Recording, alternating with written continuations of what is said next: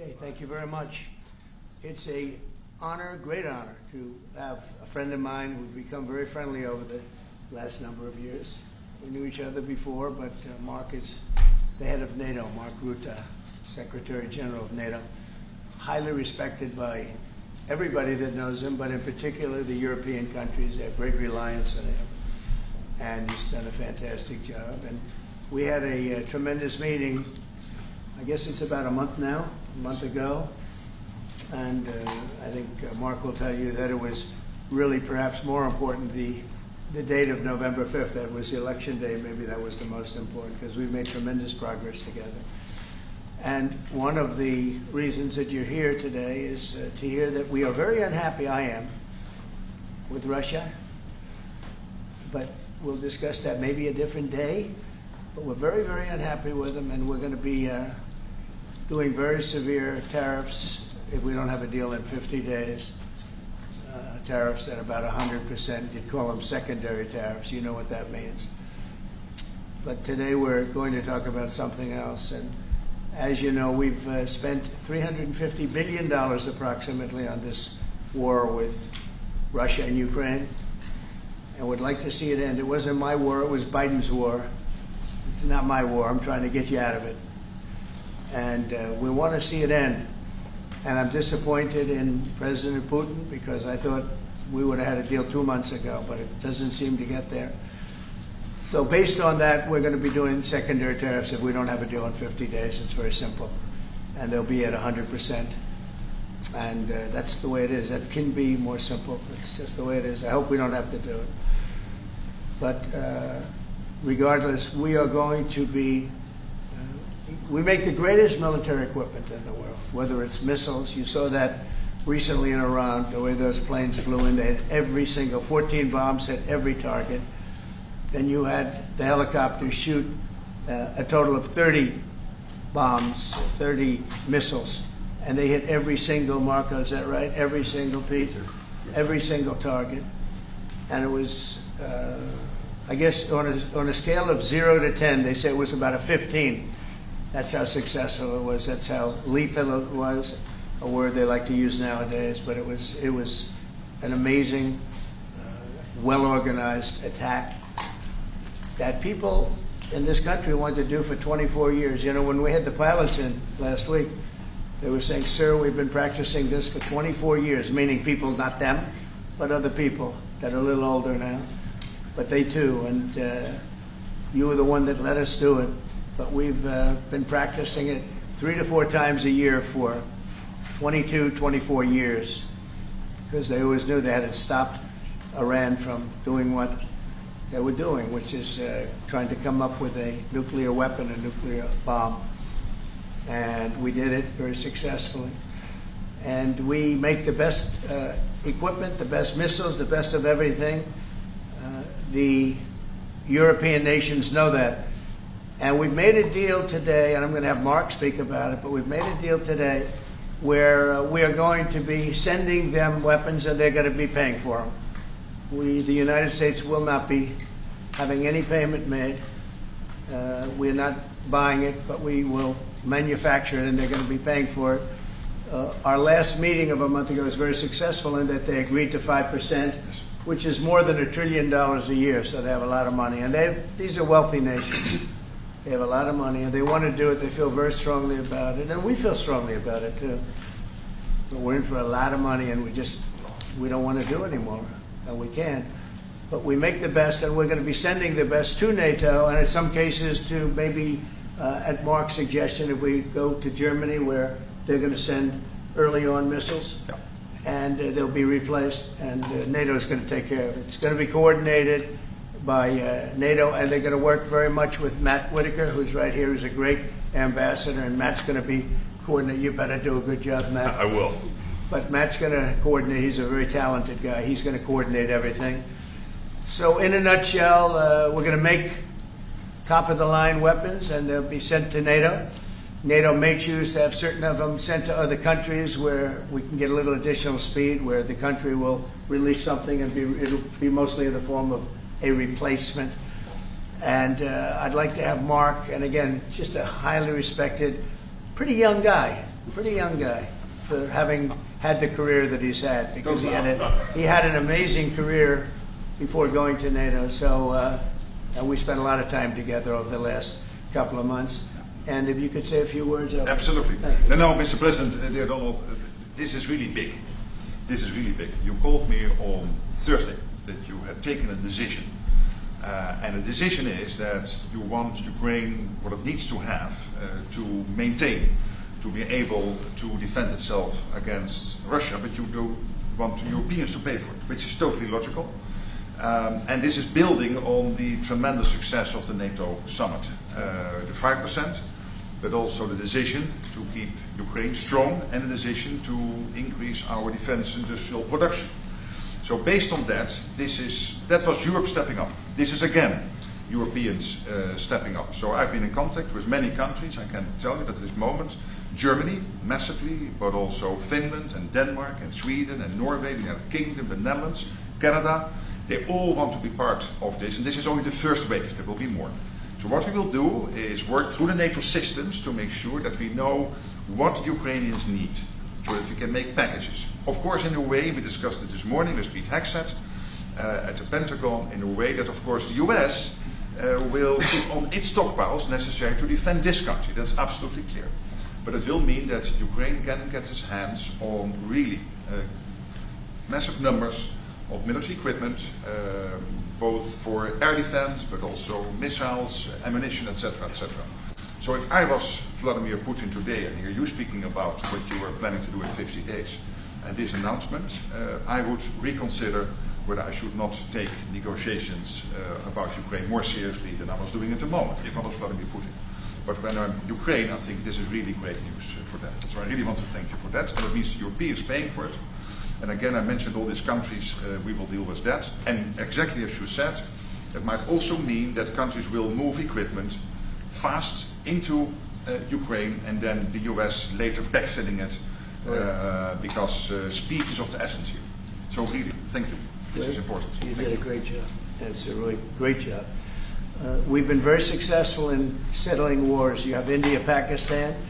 You have Rwanda and the Congo. That was going on for 30 years. India, by the way, and Pakistan would have been a nuclear war within another week, the way that was going. That was going very badly. And we did that through trade. I said, we're not going to talk to you about trade unless you get this thing settled, and they did. And they were both great leaders, and they were great. But Rwanda and the Congo, that was going on for 30 years, and at least 7 million people killed, and killed with a lot of pretty rough weapons like machetes, heads chopped off, going on for many years. You couldn't even get near the countries. Nobody wanted to get near. It's so frightening. And we got that one solved. Serbia, Kosovo, got that solved. That was going to be one that was going to happen. And again, that was something I used. I use trade for a lot of things, but it's great for settling wars. That was really very important. We're working, Marco is working very hard with everybody here on the Strip, the Gaza Strip. I call it the Gaza Strip, one of the worst real estate deals ever made. They gave up the oceanfront property, one of the worst deals ever made. But it was supposed to bring peace, and it didn't bring peace. It brought the opposite. But we're doing pretty well on Gaza. Steve Witkoff is here, and I think we could have something fairly soon to talk about. And we solved another one, that we just seem to have, Armenia and Azerbaijan. It looks like that's going to come to a conclusion, successful conclusion. We worked on Egypt with a next-door neighbor who is a good neighbor. They're friends of mine, but they happened to build a dam which closed up water going into a thing called the Nile. I think if I'm Egypt, I want to have water in the Nile, and we're working on that one. It's a problem, but it's going to get solved. They built one of the biggest dams in the world, a little bit outside of Egypt. You know about that. You've been hearing about that one. And that turned out to be a big problem. I don't know. I think the United States funded the dam. I don't know why they didn't solve the problem before they built the dam. But it's nice when the Nile River has water. It's a very important source of income and life. It's the life of Egypt. And to take that away is pretty incredible. But we think we're going to have that solved very quickly.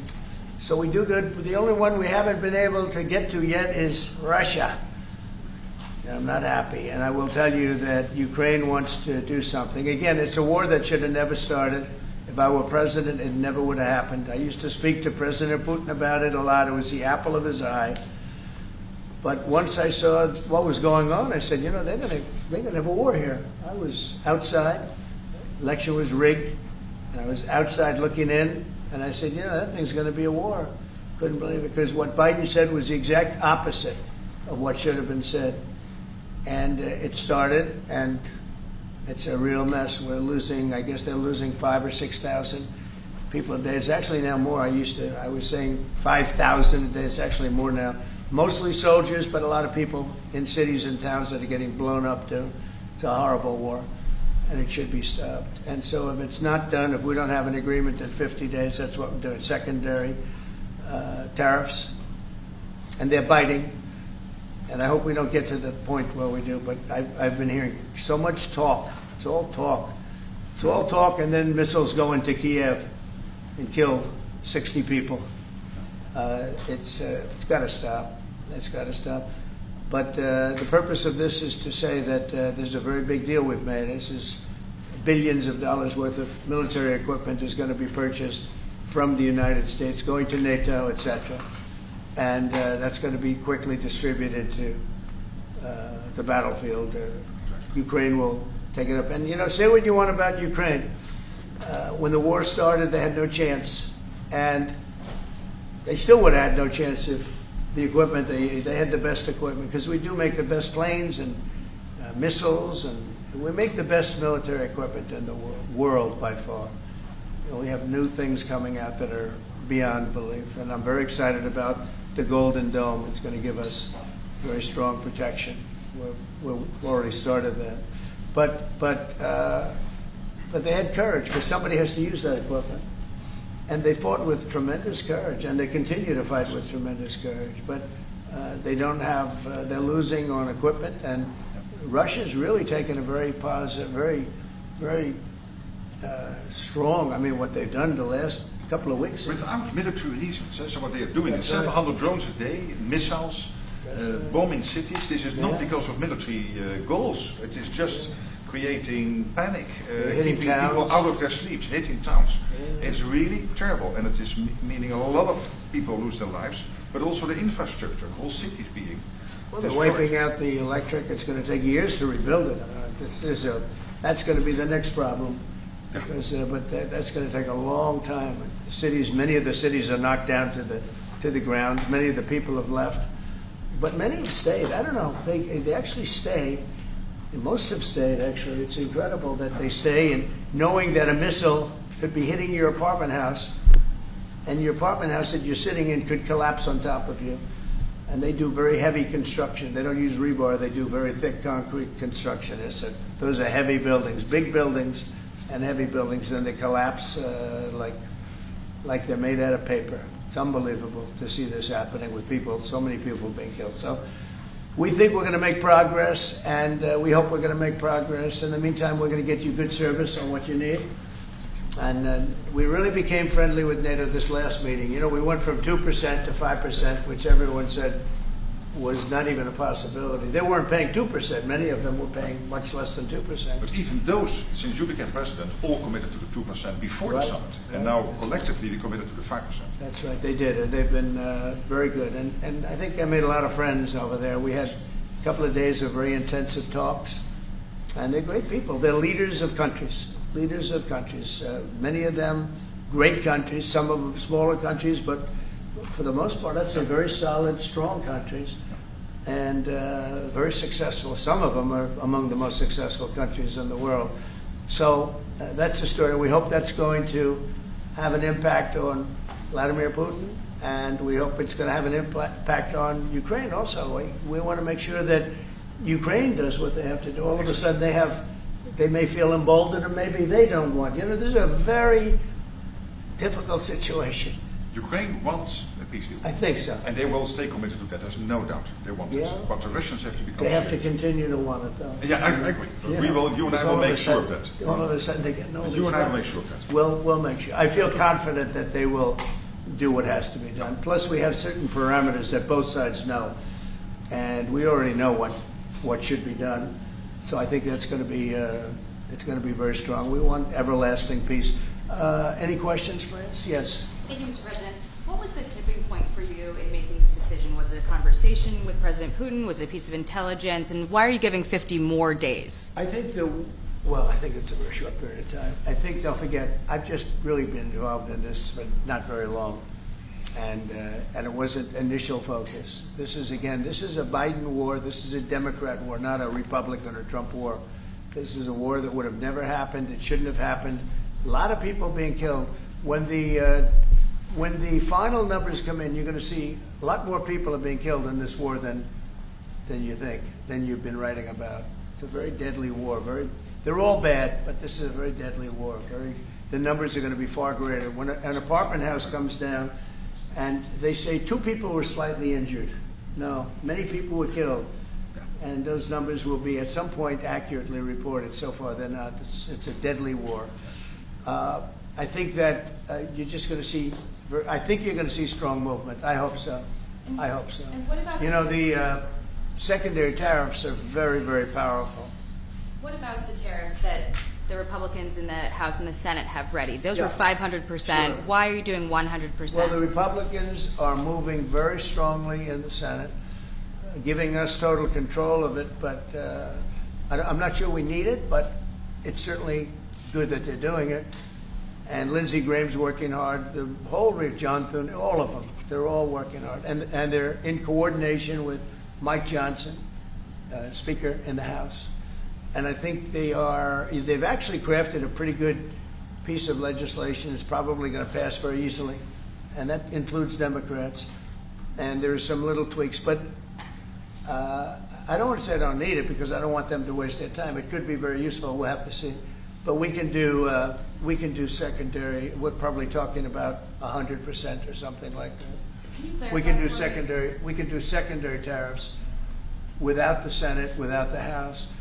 But what they're crafting also could be very good. So are you suggesting then that the Congress should move forward with those sanctions, the 500%, and that your 100 would be a separate additional package? Yeah, I mean the 500 is, sort of meaningless after a while because at a certain point it doesn't matter. It's not going to be, it's 100. 100 is going to serve the same function. But yeah, I have it at 100%. They may have it. I don't know what they're going to end up with. They may have it at 100 too. They may have it at 500. But they're doing some good work in the House, and I think in the House and the Senate. And as you know, they're coordinated, and they can have it done quickly. They said they'll have it as quickly as I need it. So we'll see. We're talking to him. In fact, John Thune's coming over later on to talk. Did you call for it yet? Yeah, he's gonna come over. Thank you, Mr. President. Is it your view that Vladimir Putin mischaracterized his dedication to? Is it your view that Vladimir Putin did not clarify his intention to a peace deal? Well, and what happens now in the next phase? Is there? We're going to see. I mean, we're going to go for a period of time. Maybe he'll start negotiating. I think I felt, I don't know about you, Mark, but I felt that we had a deal about 4 times. Mm-hmm. And here we are, still talking about And he didn't send serious people to the negotiations. So I remember that you were able, with Marco Rubio and with Steve Witkoff, to get these talks going in Istanbul. Yep. I remember I was myself in Turkey for NATO business in May, and we really put pressure on the Ukrainians to send a senior team into Istanbul, and they did. But then the Russians came up with this historian explaining history of Russia since 1250. We thought, and I thought, we should have had a deal done a long time ago. But it just keeps going on and on and on. And every night people are dying. A lot of people, a lot of Russian soldiers are dying, by the way. And a lot of Ukrainian soldiers too. But a lot of Russian soldiers are dying. 100,000 Russian soldiers since 1st of January. Since January. 100,000 Russian soldiers dead since January. So if anybody in Moscow is listening to this, Again, 100,000 dead Russians since January. This is what President Putin is doing at the moment. Yeah, please. Will these be Patriot missiles specifically, or Patriot batteries that you're planning? And Everything. when do you everything. It's everything? Patriots. It's all of them. It's a full complement with the batteries. And when do you expect them to arrive in Ukraine, sir? Well, we're going to have some come very soon, within days, actually. Because a couple of the countries that have Patriots are going to swap over and will replace the Patriots with the ones they have. And Matt will coordinate with NATO. But so it's going to be, they're going to start arriving very soon. And this afternoon, Boris Pistorius, the German defense minister, is visiting Pete Hegseth, the Secretary of Defense, and we'll discuss also, I think, on this whole Patriot thing. Norway is involved, so that's on the Patriots, but this whole deal is also about missiles or ammunition, so it's broader than Patriots. We have one country that has 17 Patriots getting ready to be shipped. They're not going to need them for them. So we're going to work a deal where the 17 will go, or a big portion of the 17 will go to the war side. Mr. President. That can be done very quick. Mr. President. Mr. President, Yeah, please. could this transaction with NATO be viewed as a step towards achieving peace, letting Putin know that now Zelensky has a little bit more powerful tools in his tool chest, and maybe that brings him to the table to achieve peace? I know that you wanted to do that. Brian, that's what we've been saying. I think you might have expressed it better if you wanted to. I'm just That's trying to exactly what That was a summary. That was a nice summary. I think he's done better than us. He's a very good guy, I can tell you that. But no, it's well said. Yeah, I think this is a chance at getting peace. Or it's just going to be the same thing. I have to tell you, Europe has a lot of spirit for this war. A lot of people, when I first got involved, I really didn't think they did, but they do. And I saw that a month ago, and you were there, many of you were there. The level of esprit de corps, spirit that they have is amazing. They really think it's a very, very important thing to do, or they wouldn't be doing it. Look, they're agreeing to, they're paying for everything. We're not paying anymore. We have an ocean separating us. I said, we have a problem. We make the best stuff, but we can't keep doing this. And Biden should have done this years ago. He should have done it from the beginning, but he didn't. He didn't know he was there. This guy, what a horrible job they did to this country. And I just hope between the border and this and so many other, inflation, what a horrible administration. The worst administration in history, in my opinion. That's not my opinion. I think it's everybody's opinion. But this is something that shouldn't have happened, and we're going to see if we can end it. If I can follow up. I do want to make one statement. Again, I said it before. This is not Trump's war. We're here to try and get it finished and settled and whatever. Because nobody wins with this. This is a loser from every standpoint. From day This one. was Biden, and this was other people. And it's very sad. It's a very sad situation. This gentleman's doing a great job. I think he's going to get it, and Matt and everybody else that's working on it. I think you'll get this thing over with, hopefully. Mr. President, you've praised European countries today as standing up for Ukraine, as being strong. Will you allow them to continue to negotiate tariffs lower than 30% before August 1st, or is the deal set at this point? What does that mean? You mean you're talking about the tariffs? On trade, on tariffs. You're back on tariffs. You're on a more friendly tariff, right? A little bit more friendly tariff. Perhaps. No, we're going to be talking to people. We have, I watched the show this morning. They were talking about, well, when's he going to make the deal? The deals are already made. The letters are the deals. The deals are made. There are no deals to make. They would like to do a different kind of a deal, and we're always open to talk. We are open to talk, including to Europe. In fact, they're coming over. They'd like to talk to us. Mr. President, is there any concern about the U.S. stockpiles? There was a pause in delivery of weaponry to Ukraine in order to evaluate, apparently, the U.S. stockpiles. What came out of that? Evaluation. I mean, this was a very big, what we're talking about today is a very, very big day.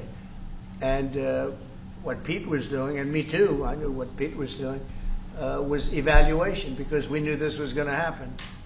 And now we actually announced it. They voted on it. It's all been done.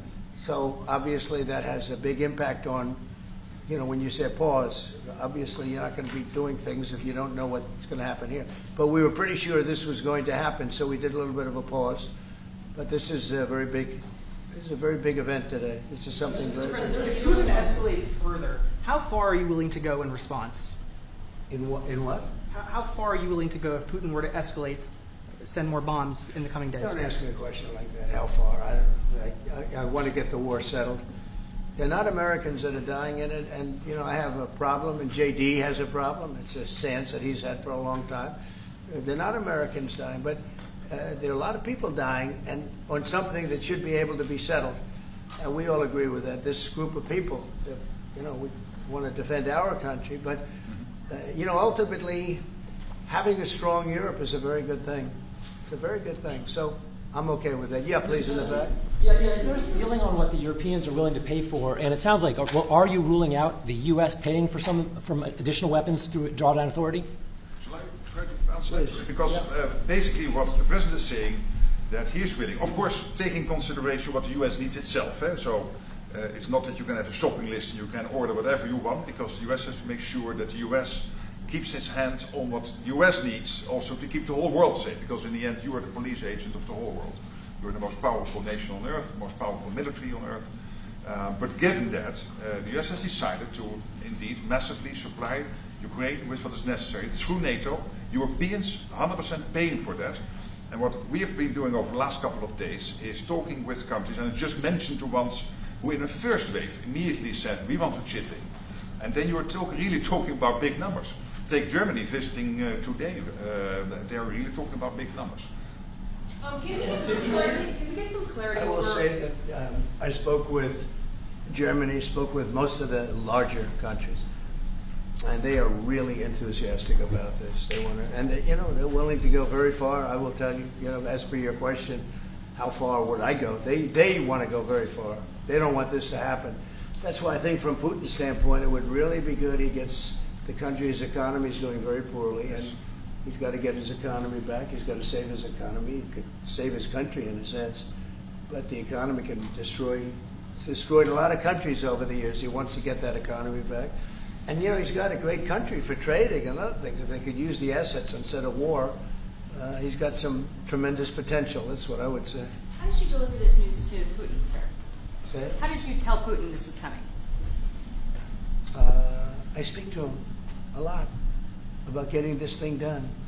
And I always hang up and say, well, that was a nice phone call. And then missiles are launched into Kyiv or some other city. And I said, it's strange. And after that happens 3 or 4 times, you say, the talk doesn't mean anything.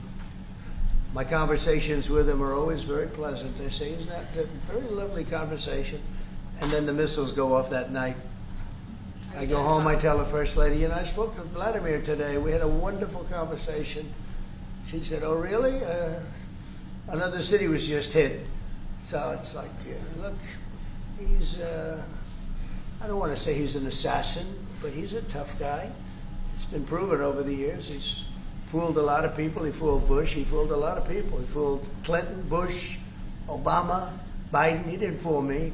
But what I do say is that at a certain point, ultimately talk doesn't talk. It's got to be action. It's got to be results. And I hope he does it. It's potentially such a great country to be wasting so many people on this and the money. And look at what's happened to his economy. Look at what's happened. So, and with the threat in 50 days, yeah, the economy will be hit very hard. I mean, look, I hope he's going to do it. He knows the deal. He knows what a fair deal is. If there is such a thing as a fair deal, there's no winners here. This is a loser. This is a loser. And I dealt with him from the beginning. It wouldn't have happened, but I will say Ukraine was the apple of his eye. We talk about it. It was the apple of his eye, but it wasn't going to happen. And he understood that. It wasn't going to happen. And then I noticed, after I was out, I noticed soldiers forming at the border. Yeah.